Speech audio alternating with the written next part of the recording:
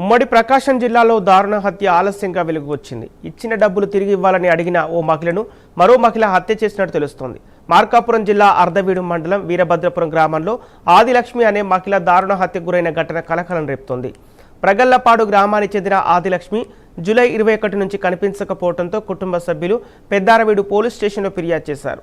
దర్యాప్తు చేపట్టిన పోలీసులు మొబైల్ ఫోన్ చివరి సిగ్నల్ ఆధారంగా విచారణ జరిపి ఆదిలక్ష్మి హత్యకు గురైనట్లు గుర్తించినట్లు సమాచారం. పూజలు చేసి నగదును వృద్ధి చేస్తానని నమ్మించి రాజమ్మ అనే మహిళ ఆదిలక్ష్మి నుంచి సుమారు 50 లక్షల రూపాయల వరకు తీసుకున్నట్లు సమాచారం.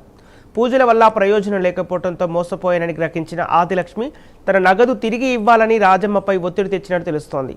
ఈ క్రమంలో డబ్బులు ఇస్తానని చెప్పి ఆదిలక్ష్మిని తన గ్రామానికి పిలిపించిన రాజమ్మ గొంతు నులిమి హత్య చేసి తాను కౌలుకు తీసుకున్న పొలంలో మృతదేహాన్ని పూడ్చిపెట్టినట్టు పోలీసుల విచారణలో వెల్లడైనట్లు సమాచారం. అనంతరం ఆదిలక్ష్మి మొబైల్ ఫోన్ను సమీపంలోని నీటి కుంటలో పడేసి తనకు ఏమీ తెలియనట్లు కుటుంబ సభ్యులతో కలిసి కాశీకి వెళ్లి వచ్చినట్టు తెలుస్తోంది.